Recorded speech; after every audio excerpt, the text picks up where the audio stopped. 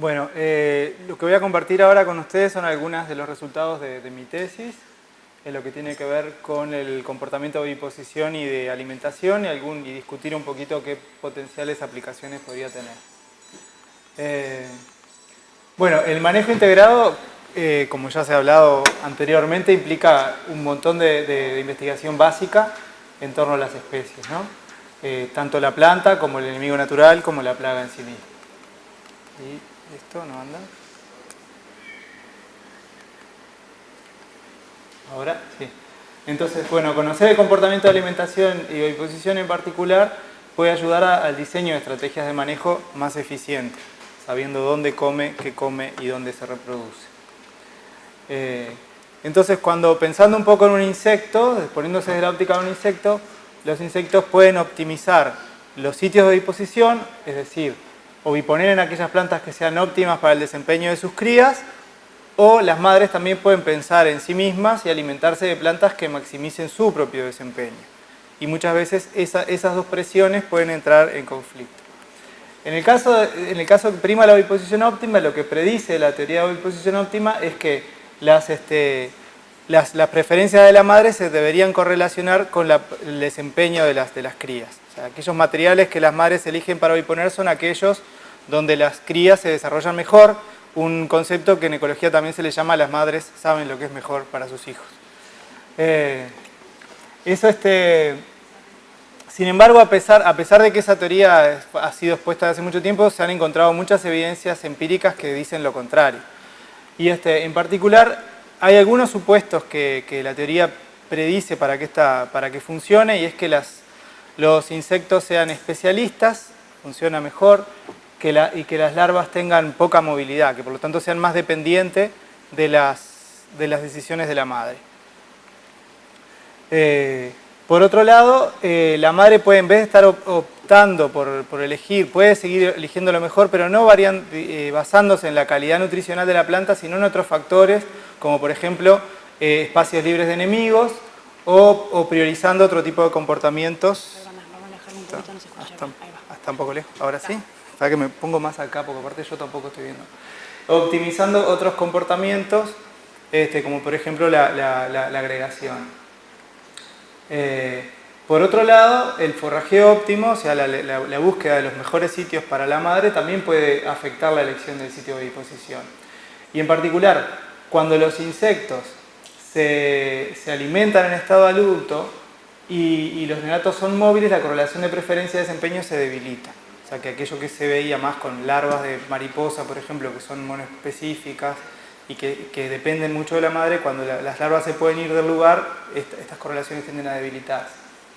Y también lo que se ve es que cuando los insectos se alimentan de otro alimento en estado adulto, cosa que también pasa en las mariposas, que por ejemplo las larvas comen hojas y los adultos liban néctar, a veces una madre, a la hora de elegir, prefiere ir a oviponer en lugares que están cerca del néctar en vez de oviponer en lugares que son los mejores para las crías.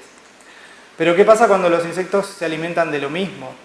En ese caso muchas veces no es fácil definir si el insecto está oviponiendo ahí porque le conviene a sus crías o le conviene a ella. Y eso también genera problemas. En particular, este es el caso de la chinche, en el cual los adultos y los juveniles se alimentan del mismo sustrato o pensamos que se alimentan del mismo sustrato. Entonces a mí me interesaba saber si existía una relación entre las preferencias de oviposición y de alimentación, si a la hora de oviponer y alimentarse elegían lo mismo, y si esas preferencias de oviposición estaban ligadas o no al desempeño de las crías sobre esos materiales. Con el objetivo, primero, de estudiar la preferencia de oviposición de alimentación en relación con el desempeño, evaluar el efecto de la especie forestal, evaluar el efecto del desarrollo foliar, hoja juvenil o adulta, la presencia conjunta de coespecíficos, o sea, de otras chinches, o en este caso de un competidor potencial, que en nuestro caso elegimos el cílido del ERP o Glycaspis. Y cómo afectaba eso la relación de preferencia de desempeño. Y en función de esos resultados proponer o discutir o pensar algunas potenciales aplicaciones de estos resultados para el manejo. Entonces, lo hicimos en una serie de ensayos in vitro. Para la preferencia utilizamos este setup, que es una caja de Petri que contiene una trampa de agua, que la usamos para que las hojas se mantengan humectadas y para que para que las ninfas no se escapen, digamos. En ella ponemos dos cuadrados foliares de 2×2. Cada cuadrado corresponde a un tratamiento, o al control y el tratamiento, y en el centro colocamos una etiqueta de papel que funciona como sitio de liberación neutral para donde poner al insecto. Ahí se coloca una hembra pareada de aproximadamente una semana y se la deja 48 horas en las cámaras de incubación en las condiciones de cría que tenemos en la cámara, que como vieron son 25 grados, 60 de humedad y fotoperíodo 12-12. Y luego de las 48 horas se cuentan las heces en cada uno de los tratamientos como una medida de la alimentación y el número de huevos ubicados en cada uno. El control en todos estos experimentos, que es el que va en uno de los extremos, es siempre una hoja de Eucalyptus ereticornis adulta sana, sin ataque por eucalipto. ¿Y qué tratamientos probamos? Bueno, dentro de especies probamos 3 especies forestales, Ereticornis, Grandis y Bentami. Probamos hojas adultas y juveniles de Ereticornis, que es nuestra especie de referencia, la presencia de coespecíficos en hojas, con hojas sin individuos o expuestas a 5 o 70 individuos. ¿No? Para eso utilizamos un protocolo en el cual infestamos previamente un plantín grande ya con alguna hoja adulta y lo dejamos una semana previa y después utilizamos en los experimentos. Y finalmente la presencia de Helicaspis, que utilizamos hojas sanas u hojas con LERPs. Para medir el desempeño, en el caso de la especie de Eucalyptus y la presencia de coespecíficos, lo que utilizamos fue una caja de Petri similar, en este caso conteniendo una hoja más grande, en la cual se colocaba un individuo recién nacido en el día del nacimiento. Para eso primero se preparaban estas cajas con huevos y se miraban todos los días. En el momento que se veían individuos se retiraban y se iniciaba el experimento. Esos neonatos se colocaban en una muestra de 3 centímetros y se medía durante todo el periodo hasta que mudaran adulto la supervivencia total de la cohorte y la duración de cada estadio ninfal. También se incubaban en las mismas condiciones que el otro. Para el caso de Glycaspis, este setup no funcionó muy bien por un tema de humedad y de que los LERPs se humectaban muy fácilmente, entonces probamos este otro setup, que es una hoja recortada a 5 centímetros, colocado en la base del pecíolo en un algodón en un tubo con agua destilada, y ahí se colocaba una ninfa por hoja y se hacía el seguimiento hasta la primera muda, en este caso. Se medía la tasa de supervivencia, la duración del primer instar y se incubaban en las mismas condiciones. Y los tratamientos podían ser hojas con LERPs. Estos son los LERPs, para quien no lo conoce. Glycaspis brimley es un insecto picosuctor también, cuyas principales especies hospederas son los Eucalyptus colorados, Camaldulensis ereticornis. Y la particularidad de este insecto es que la ninfa, el juvenil, construye este cono, que es un cono de una sustancia azucarada, son almidones, bajo el cual la ninfa vive, y entonces lo que medíamos era la infestación por LERPs. Para analizar esto, en el caso de la preferencia, construimos un índice de preferencia, en el cual el 1 implica la preferencia por el tratamiento, el 0 por el control y 0,5 sería preferencia por el no preferencia. Para eso se calcula, en el caso de las heces, la cantidad de heces en cada tratamiento sobre el total, o en el caso de los huevos, la cantidad de huevos sobre el total. Para el desempeño lo que medimos fue la curva de supervivencia y la duración de cada estadio, del primer estadio o de todo el estadio completo ninfal para los distintos tratamientos. Y se compararon las curvas en el primer caso y las duraciones en el segundo. Entonces, ahora vamos a ver algunos resultados. En el caso de la preferencia por especie y desarrollo foliar, lo primero que llama la atención es que si comparamos, tienen las preferencias de alimentación y las de oviposición, el patrón es diferente. O sea que la hembra elige diferentes sustratos cuando quiere alimentarse que cuando quiere oviponer. Y en particular llama la atención que Eucalyptus grandis, que es una especie preferida por la hembra para alimentarse, no es preferida contra Ereticornis para oviponer.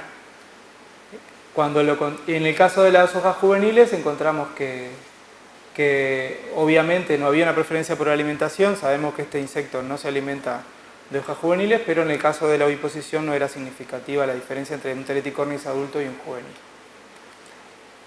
Si comparábamos eso con el desempeño, esta es la curva de supervivencia, aquí ven el Tereticornis, y acá tenemos, me faltó, aquí estaba Ventami también. Ventami tiene un comportamiento similar a Tereticornis, por eso no lo comento.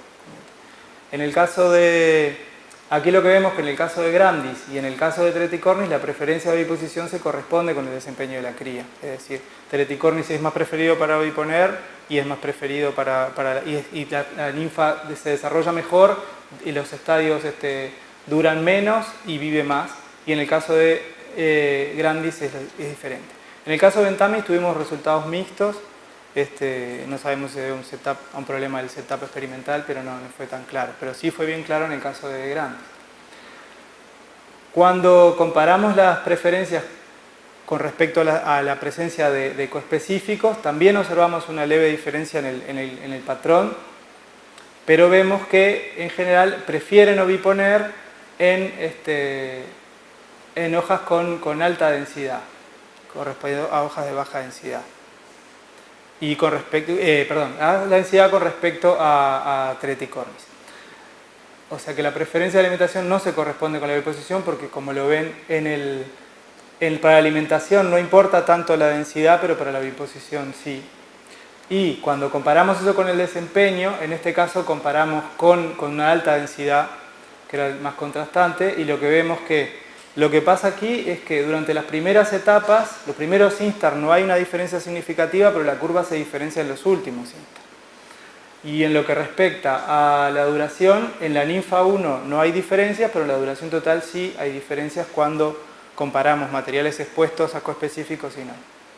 O sea que oviponer en sitios expuestos no se corresponde con el desempeño. Habríamos esperado que fuera mejor, que por eso oviponían. Entonces, bueno, tal vez esto se deba, por un lado, a cuestiones que tienen que ver con el gregarismo, con el comportamiento social de estos individuos que aporte otro tipo de ventajas, o también el hecho de que los neonatos de Taumastocoria son muy móviles. Entonces, tal vez la primera ninfa sea la más dependiente de lo que la madre elija, pero a partir de la segunda ya se pueden ir perfectamente de esa hoja. Este es un ejemplo, es una trampa que colocaron hace unos años en Monte de Plata en la entrefila, y lo curioso es que aquí en los bordes aparecían ninfas 1, o sea que esas ninfas caminaban desde los troncos hasta o sea, esta movilidad perfectamente le permite a una ninfa moverse de una hoja afectada a una hoja no afectada si lo desea. Con respecto al cílido, también observamos que si bien la preferencia de alimentación no variaba entre hojas sanas y hojas con LERPS, la preferencia de oviposición se inclinaba hacia hojas con LERPS. Entonces dijimos, bueno, ¿será que los LERPS favorecen de alguna manera?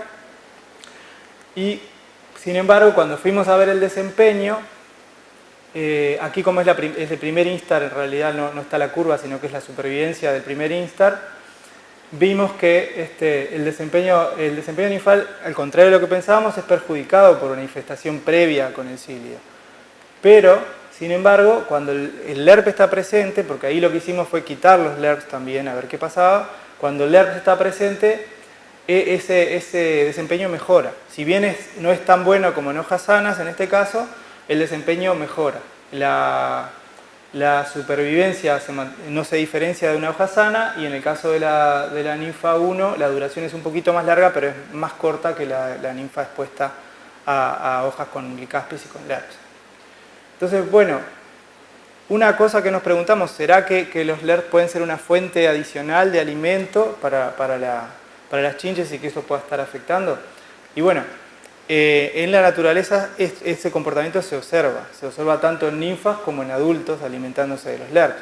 Entonces, ya que los LERPs están compuestos de sustancias azucaradas, es probable que de alguna forma estos LERPs les estén ayudando a compensar la alimentación. Esto es algo que tenemos que seguirlo viendo, pero hay algo allí probablemente.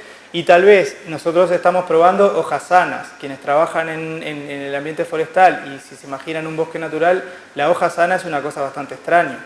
Entonces, capaz que ante una serie de hojas con distintos tipos de años en las cuales hay LERP, capaz que en ese escenario oviponer cerca de los LERPs es una ventaja comparada con las otras hojas. Entonces, para resumir estos resultados, las hembras de la chinche recurren a diferentes criterios para seleccionar plantas como fuente de alimentación o sitios de oviposición. Esa es la forma en la que la chinche resuelve este problema. O sea, cuando tiene que oviponer, elige unos sustratos, y cuando tiene que comer, elige otros, y puede manejarse entre los dos. La preferencia de oviposición por Treticornis y la baja preferencia por Grandis se explican en este caso como decisiones maternas de oviposición óptima. La madre sabe lo que es mejor y va y ovipone, no ovipone en Grandis porque las ninfas no se van a desempeñar tan bien en Grandis. Por otro lado, la preferencia de oviposición en sitios no colonizados por la chinche no se corresponde con el desempeño y probablemente se deba a otros factores, como les decía, capaz que relacionados con la calidad, no relacionados con la calidad nutricional, tal vez derivados de la agregación o resultantes del hecho de que aprovecha esa agregación temprana y después la ninfa se va a colonizar nuevas hojas. Y si bien el desempeño juvenil, cuando está el cílido presente, no se corresponde con la preferencia, este se favorece cuando los LERPs están presentes, lo cual algún efecto positivo del LERP está dado en esta relación.